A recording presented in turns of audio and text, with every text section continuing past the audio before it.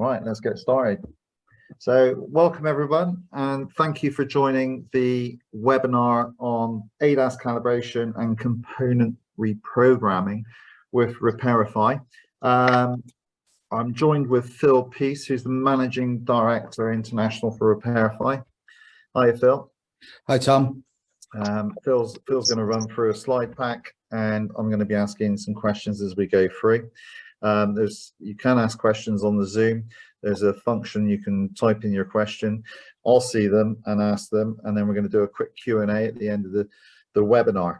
So apologies if you dialed in at 11:30 earlier on today. If you did, then Chris Weeks is going to buy you a drink in London tomorrow at the NBRA Drinks in London. So make sure you come and see me, and I'll get Chris to buy you a drink. So again, apologies.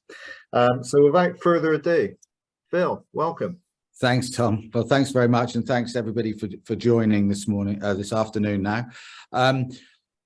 We're going to take you through just a brief overview of Repairify, and that piece is very brief, really, because we want to just get into and dig into diagnostics and remote diagnostics and talk about the process and what we see as the sort of advantages of remote diagnostics and where it's appropriate, how it works, so that you guys can really understand the use case, and also some of the changes we're seeing in the marketplaces, both here and in the US, from buyers' behavior, insurers' behavior, body shops' behavior, because many of the things that we see in the US then find their way over here, and vice versa, to be fair.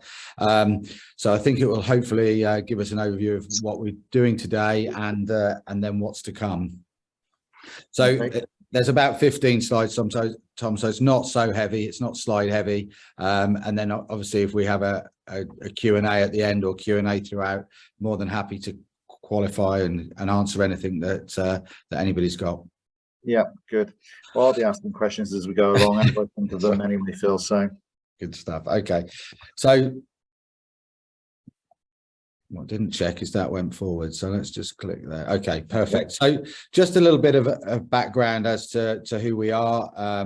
Some of you may know, some don't, but in essence, we're a US-backed organization, private equity-backed by an organization called Kinderhook Industries.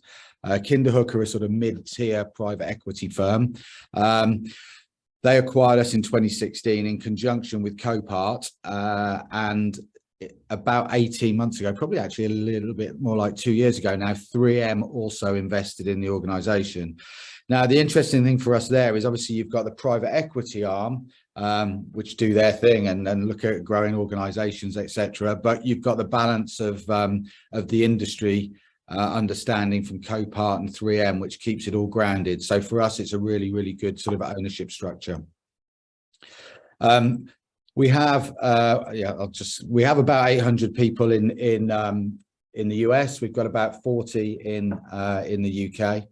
We cover the markets currently: US, Canada, some of South America. We cover pretty much all of Europe, and from our offices in the UK. And we're looking currently at moving into Australia and New Zealand and growing the proposition. We basically have two components to the business. So one is our remote solutions, which is all OE, and also we have some local solutions. And I'll talk to you today about the differences, where they're appropriate, when to use remote, etc. But our core business grew up really on remote diagnostics, whereby we sort of cover the gap where the local tools can't provide the service that's required. So in many times, the local devices, there's some gaps in coverage for various reasons that I'll talk to you about a little bit later on. And that's where we really stepped in with our remote service, plugging into our data center for diagnosis. So vehicle diagnosis, what we would know in the body shop, principally as pre and post scans, calibrations, plugging into some of our ADAS equipment, and then remote services. We do some parts programming. We do key programming in the US, less here, just because of security. But what we do gather, I mean, we do about 6,000 scans a day in the UK. So what we do gather is an awful lot of data, and we build that into an insights, an automotive intelligence package, which we can then push and sell to various parties, including OEs, and including people that are looking at trends and trend reporting in the marketplace. Well, on the remote services for key replacements and programming, what keys do you do in the UK? No, very limited. So actually pretty much non-existent, mainly because the security around it is quite strict, and we don't, because we use an OE tools, we want to be very careful as to what we do from an OE tool perspective, programming keys. Most of the solutions around that are aftermarket solutions. Okay. Just to give you an idea of scale, and this, you know, we do 18 million diagnostic scans globally. So we actually do about 10,000 a day here, but there's some repeated VINs, so we count it as 6. We've got some software platforms in the US whereby we pair up technicians, PDR technicians, vehicle inspectors with organizations that want them. So a good example of that is hail, whereby, you know, all of a sudden there's a huge hailstorm. US, it's prevalent. Obviously, Northern Europe, it's also prevalent. I think we had our first really major one last year here in the UK, and we pair up PDR technicians in that instance with an insurer that maybe has 200 cars that needs repaired. I think it was in Lincolnshire. So we are basically able to identify self-employed technicians. They come on, they're registered on our platform, and then the customer calls them in via the platform. The payment mechanism and billings all go through the platform. So it's a big operation US, and we're looking at the opportunities that brings us here. I can imagine the opportunities would be good though, Phil, because I know last year, and I think probably about 7 or 8 years ago, there was another big hailstorm, and it just causes mayhem. Exactly. And those do exist in Europe currently. We've only had a couple in the UK, as you say, Tom. But I guess with global warming and the climate changes, then I think we're probably to expect some more in the future. So yes, certainly I think it's an opportunity from a European perspective, and as things change here with the weather patterns, I think probably here as well. Yeah. Cool.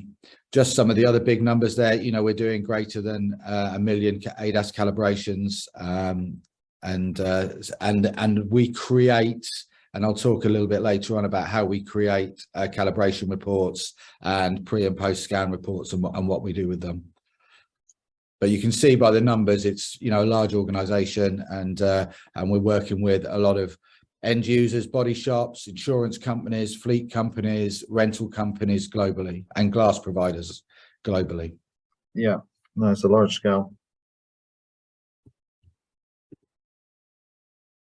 If I just talk about remote diagnostics a little bit, because, you know, a lot of people say, well, what does it really, what's the point, and what does it cover, and when do you use it? So if we take the mechanical side of things, vehicles go into, if you've got a new vehicle on the mechanical side, then actually for the first 3 or 4 years, it'll go into a mechanical workshop. They'll have the OE tools because it'll go back to a franchised repairer, and they'll have the OE tools, and they'll be able to repair the car using the OE tools. And then after that, it goes to an aftermarket provider, and you can use aftermarket tools on that vehicle. Body shop and glass is slightly different because the vehicle can be any age going into the workshop. And so what we find is that actually the data on the aftermarket tools isn't always up to date.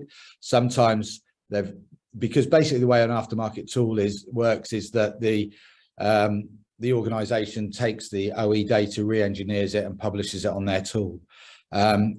In some cases, if with the new vehicles, the information is so new that the aftermarket have not been able to get hold of all of that data, or they've not programmed all of the modules. So sometimes the aftermarket tools don't have all of the data.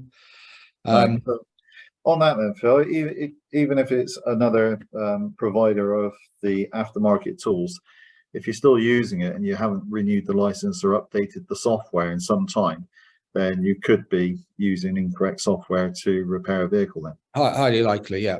I mean, highly likely that you're using an older update which hasn't got the latest information on. So, yes, so that happens. Yeah. Imperative that it's updated then. Yeah, that's correct. And then the other aspect is, that as we're seeing more and more, if the vehicle has what we would call this secure gateway, Many of the aftermarket tools, well, the aftermarket tools generally are not able to access that. So, and just to confirm, secure gateway is basically a security protocol that's been introduced by the vehicle manufacturers that will enable the tools to communicate with the vehicle. And basically the manufacturers are locking it down from a security perspective, so you can only communicate with their tools. And we're seeing that on things like Mercedes, VW, Golf 8, ID 345. So there's a growing volume of vehicles that have secure gateways on them. And the way that we overcome that is that obviously we're able to plug into the vehicle and then remotely program that vehicle, diagnose it, calibrate it using OE tools. Yeah, on that then, Phil. So if you're using the OE tooling to go into a VW, say my car, which is a Seat, and you reprogram something or you calibrate it, then that gets uploaded into the Seat mainframe, I assume. So if it goes in for a service in 6 months' time, they will know that it's been calibrated or it's being worked on by someone from Repairify. They'll know that potentially, but they'll know that it's been done on a Seat tool and not an aftermarket tool. So if we've done something, they'll also know that it is done on the tool that it's done on. So yes, and they will see that it's been done by Repairify. But in terms of calibration, it's done by lots of third parties, remote, locally or remotely. So if it goes in, if a car goes in for some work and it's been done on a local device, they'll also see that it's been recalibrated on a local device in Dubai. Yeah, so they'll know exactly what's been done to the vehicle. Exactly. Yeah.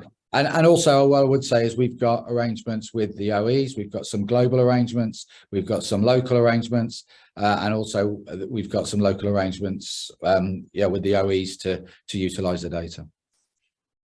Cool, thanks, Phil. Just in terms of how the process works, and so this is quite an interesting slide. In essence, the way that the process works is we have what's called a VCI, and I'll show you a picture of a couple in a second that plugs into the vehicle. That VCI then initially, well, for remote diagnostics, then once we've plugged that into the vehicle, the car side technician will go onto the AsTech app. And what will happen is, because that tool's compared to that technician on the app, they'll be able to see the VIN of that vehicle and some of the details of that vehicle. That will be in there pending. They update a little bit of information in there and then submit that job. That then is picked up by our technician, which is an office-based technician. They pick up that chat, if you like, and we use a chat function. I'll explain why on that in a second. So they pick up the chat and the requirements electronically in our back office, and they identify what that vehicle is and what the technician car side wants to do. And then automatically from their desk, they connect up the relevant OE tool. So we have a tool library in our data center of pretty much every single OE tool. In fact, we have a number of different ones. So as in, we've got volumes of different manufacturers just to make sure we've got coverage. The technician connects the vehicle up to the OE tool and then talks the car side technician through what's required. So for example, if it's a calibration, they'll ask that technician, the car side technician, for the measurements, the height of the wheel arches, obviously the measurements of to and from the vehicle, etc. All of that gets published in the chat. And so we've got a full audit trail of that conversation. We'll then undertake the calibration of the vehicle over the air, and then provide a report to say that that calibration has been completed. So you've got the audit trail there. Yeah, so we've got a full audit trail. One of the benefits of that is that we're fully insured. So we've got a global insurance policy, and that covers both ourselves and our users in terms of the body shops. So providing the body shops use the OE methods, and we can see that through the audit trail because we take them through it, then they're actually covered by our insurance policy. Very good. And this is quite interesting. And I just thought I'd put this up because we're seeing a change in the US at the moment with insurers, with their viewpoint on local versus remote, particularly on the calibration side of things. And what we're seeing is that insurers, some of the larger insurance groups, are starting to request both post scans actually and calibrations using OE equipment. And there's a couple of reasons for this, but the key reasons are that they want peace of mind that when that vehicle goes back to their customer, that it has been repaired to OE standards, and they've got a report from the OE tool that says, okay, that everything is clear on this vehicle. So it gives them really peace of mind from that perspective. The combination of that and the fact that we indemnify the body shop is also powerful to them, because that means that they feel that their supply chain is indemnified. So, and also on the certificates, we have named, and all in the UK, all of our technicians are IMI level 3 trained in ADAS and EV. So we actually reduce their risk in terms of using us. So the insurers in the US, they use ICAR, but they feel that their risk is reduced, and we know how insurers like their risk reduced. Their risk is reduced by providing our service. Yeah, so that's on any vehicle that comes in for a repair then, Phil. If it hasn't had a calibration, they're still doing the post scan just to clarify that the vehicle's going back on the road. Correct. As the manufacturer had intended. Yeah. And if there's any flags, then that's discussed with either the insurer or the customer. Yeah, exactly, because there may be some codes on the vehicle that the repairer doesn't want to clear because they weren't associated with the incident. And so so as long as they're shown and that's the importance of a pre and post scan, is that both of those, they're flagged up as it comes in. It's agreed with the VDA and the insurers that isn't going to be that work is pre-existing or not related to the claim, and therefore they're only working on the elements of the claim. Now, some people do choose to clear that, and some insurers would ask you to clear the codes anyway, but it will depend on what those codes are. Some may just be legacy codes that you can clear.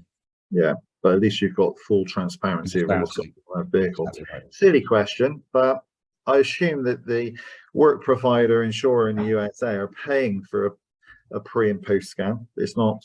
Yeah, they'll pay for a pre and post scan. Yeah. They'll definitely pay for a post via OE.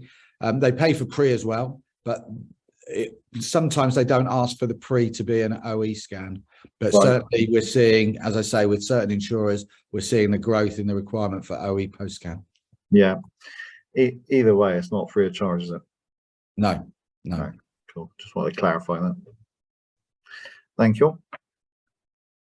Okay. Just in terms of products and the product offering, so I've got 3 products that we'll just talk to you about today. So this just flows on because it's about remote. So in essence, the remote hardware, if you look at the device with the 2 aerials on there, that's our traditional AsTech device that's been around for a few years.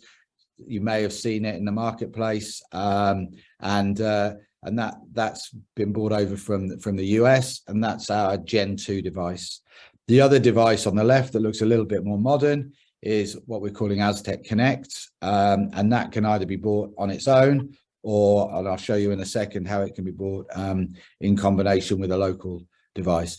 But both of these tools are used for remote services. And they both work in the same way and enable you to connect up with the OE tools back at our data center. Both of them incorporate patented technology. So we've got patents in the US, we've got patents in Japan, Australia, we've got patents pending, or patent position anyway, in Europe, but that's not yet finalized, and that's still going through the process. But obviously the technology is very strong in terms of the way it's been developed, and fairly unique in the way it's been developed. Yeah, new model looks very modern. Yeah, much more modern than the aerial. In fact, actually, they have just introduced a version of this without those 2 aerials, which or because they've incorporated them into the unit. Yeah. The other way you can access the services is through the Solera VHC, and many of the members have got Solera VHC already. And as you can see here, you've got the Connect device, and then you've also got the tablet. The benefit of this is it actually does everything for a shop. So if you've got this, then actually you can do your remote, your local, using the tablet. So you can use local pre and post scans if you want to. And then in the areas where that tablet doesn't have the coverage, or there's a secure gateway on the car, you can move to the remote. So in essence, you plug in the VCI, initially that Bluetooth with the tablet. And you, as I say, you can do probably 85% of the work that you'd want to on that tablet. In the event that it doesn't have the coverage, then there's a button on the tablet that says access remote services. That pops up a window and then populates the details of the vehicle. And then you can submit your remote service through that mechanism. The benefit of this tool, which I know many of the members are already appreciating, is that this pushes the reports directly to AsTech. So basically, when you do either a local or remote support, remote activity through this, be it a post vehicle, pre or post check, or be it a calibration, then it pushes those reports to the AsTech estimate. So they sit in the estimate so that the any VDA can see and double check that that has been done and that the calibration's been done. So it actually just helps from a payment perspective and helps for closing off the jobs. So it speeds it up. Basically, AsTech come to us about every 15 minutes, just ping us to look for what new reports, and then we push them to the system. Right, that's pretty slick. And I assume if it's a local pre or post, then that's, you know, that's the biggest profit for a repairer using that device, because there's no other cost involved. Correct. Scan, is there?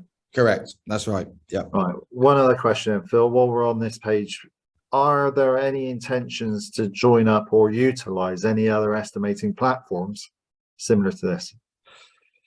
Well, I guess on this side of things, you know, it's an open platform, so I won't say never. So potentially yes, but at the moment we're working in conjunction with Solera. Right, cool. Thank you. The second product that I'll talk to you about is, the third product actually, sorry, is the digital ADAS product that we have. And just for anybody, just to bring people up to speed, this was originally marketed via Red, who we acquired about 18 months ago now, maybe a little bit longer ago than that actually. And so this is our digital ADAS product, and this has been really popular with the body shops.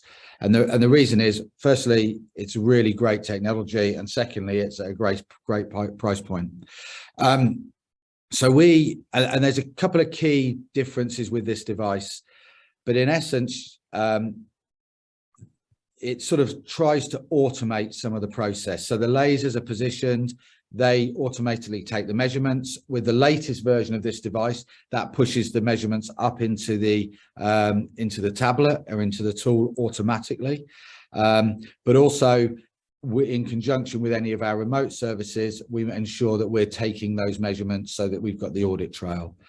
The second thing is that the screen dynamically adjusts to the location of the vehicle. So if the technician hasn't set the vehicle up quite square, it's slightly off center, then actually what happens, or it's slightly at a different distance, then what happens is the screen dynamically adjusts to present the target in the right way to the vehicle. So whereby if you've got that wrong with a traditional board method, then it would potentially calibrate incorrectly. This minimizes the risk of calibrating incorrectly. So very simple to use, really good market coverage from a local perspective, but also it integrates with our remote service. So you can, again, you've got the coverage of local, but you've also got the ability to do remote. And you'd have to calibrate this then if it's going to find the vehicle remotely and adjust. How often does it need calibrating itself, Phil? So we do an annual calibration on this device, and that's recommended. Yeah, so an annual calibration. So we manage that proactively. Obviously, we know who we sold the device to, and we proactively contact them on an annual basis. We'll go out, we'll send one of the technicians out, and he'll calibrate that device on site. Okay, and it may sound silly, but the target boards, the Doppler boards, whatever you want to call them, they're now on the TV screen, so you don't need to purchase those. Do you need to purchase the software for a new board, or is that automatically uploaded? No, automatically uploaded. So that's automatically uploaded. The software, as new boards come out and manufacturers change things, then it's automatically uploaded on the software, and that's included within the sale. So for the first 3 years, so we include the software, and then that's and so anything like that is automatically uploaded. Yeah, and as Chris has alluded to on the chat, it is a very slick system. And I know one or two of the viewers on today are using it. I'm very happy with it. Excellent. Okay, thanks, Phil. Okay.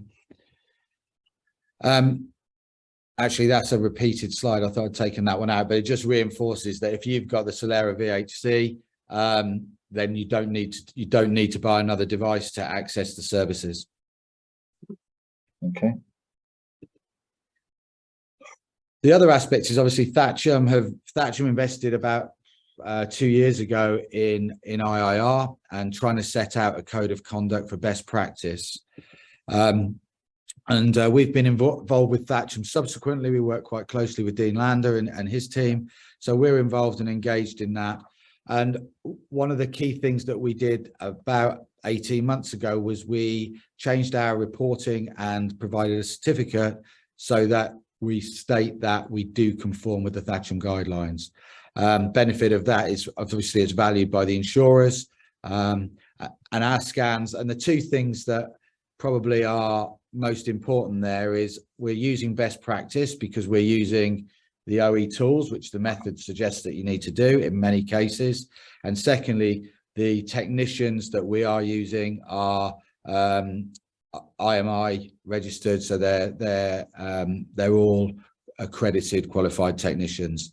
The name of that technician is also on the report, so that if there's any audit required at any point in time, then that is undertaken, and we've got an audit trail of that audit.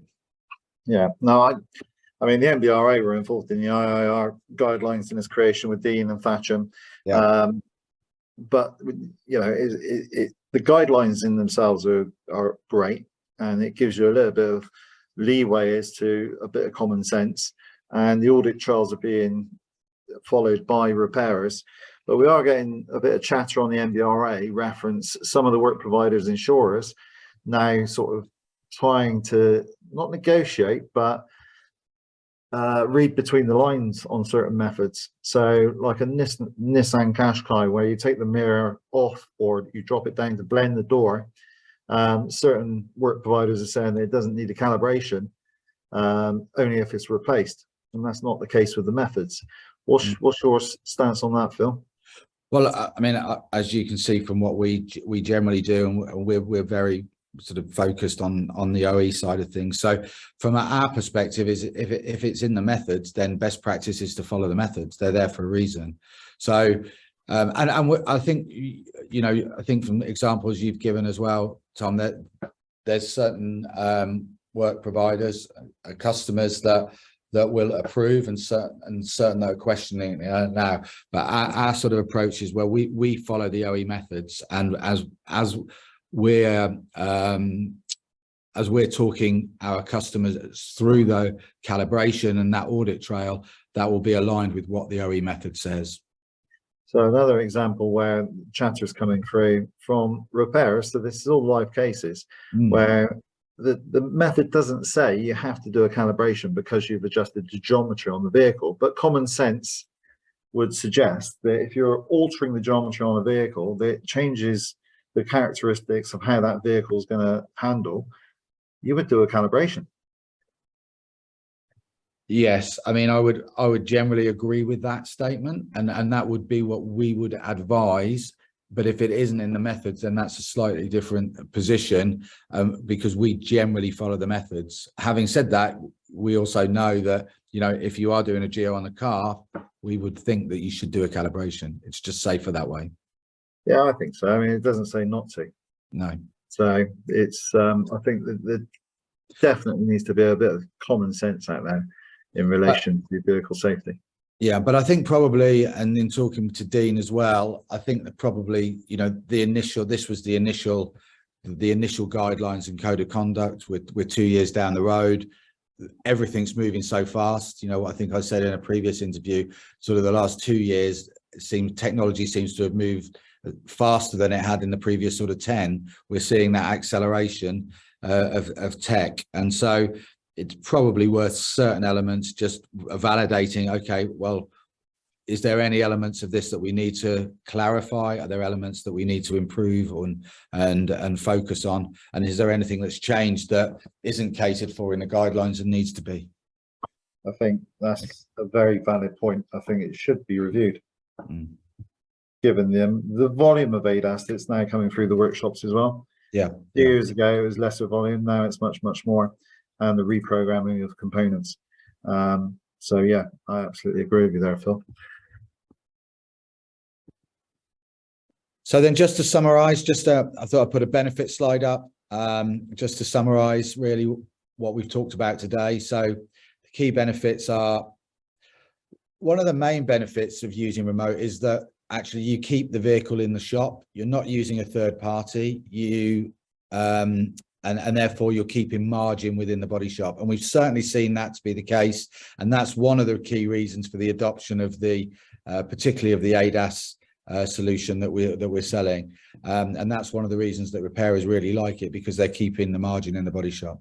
Also, you know who, from a local or a remote perspective in that calibration, you know who's done it, you know they're qualified. And if you're using remote through us, you know you're using OE tools.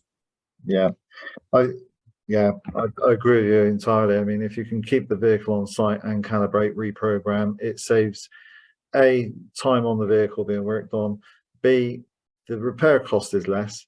Yep. So if you're a work provider and an insurer and you're on the call, then why not pay the justified amount of money for a repairer to calibrate or reprogram? It's a lot cheaper than subletting it out to a dealer. Yeah, absolutely. Yeah. And what we've seen with a couple of insurers is a couple of insurers have worked to actually agree with their network a cost that they're prepared to pay, and then the network can operate within the confines of that. It's actually a reasonable amount of money. There are exceptions, and that insurer seems to accept that there are from time to time exceptions, and so they've got flexibility as well, which they need to have. But they're happy with the way that they've worked with us. To be fair, they've controlled their costs from a insurer perspective, which they're always, insurers always want to do that, and you can understand that.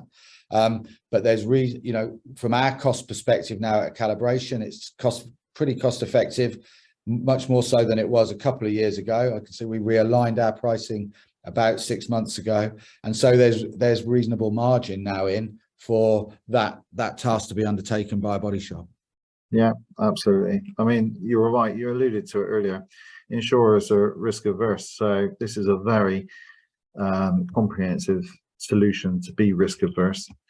Get the pre, get the post, pay for it. The repairers invest in this and they want to use it. So yeah. Good. The second benefit is that we allow access to OE tools for secure gateway. So you may not be able to do a post scan on that vehicle. You certainly wouldn't be able to calibrate it. So this gives you the ability to again keep their work in the shop, but access the vehicle through secure gateways to do all of the latest vehicles. Third point is, and this is a really important point from our perspective because of our insurance policy, global insurance policy, and that's really because of the size, scale, profile of the business. We indemnify both ourselves and the body shop, so that's key, and that gives both the body shop and insurer peace of mind in terms of their duty of care. Yeah. Just one question has come up, Phil. Who actually makes the decision as to when a vehicle is going to be calibrated? Generally, it's following the OE guidelines, and it depends on what work's been carried out, but it will be related to the OE repair guidelines in most cases and in our experience. So is that down to the repairer to look at the methods and decide, or is it through Repairify? No, not through Repairify. I mean, we'll do what we're told to do by the body shop or by the insurer. So it's due diligence being carried out by the repairer to make sure that they conform to what the vehicle manufacturer wants. Yeah, right. Correct. Okay, thank you. Yeah.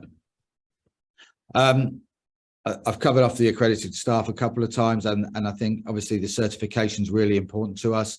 The speed of that certification going into the platform, the Estimatics platform, means that actually the body shops get paid quickly.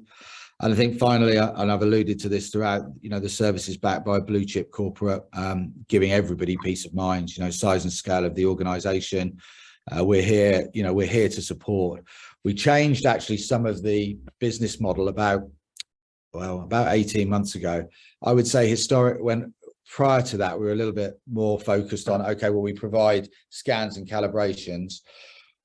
What I've tried to do is change some of the mentality in the business to say we need to make sure that we help the repairer, because we understand that in many cases, we're the last point. That repair's done. If it doesn't calibrate, you can't get it back to the customer. If there's an issue with the post-repair scan, you can't get it back to the customer.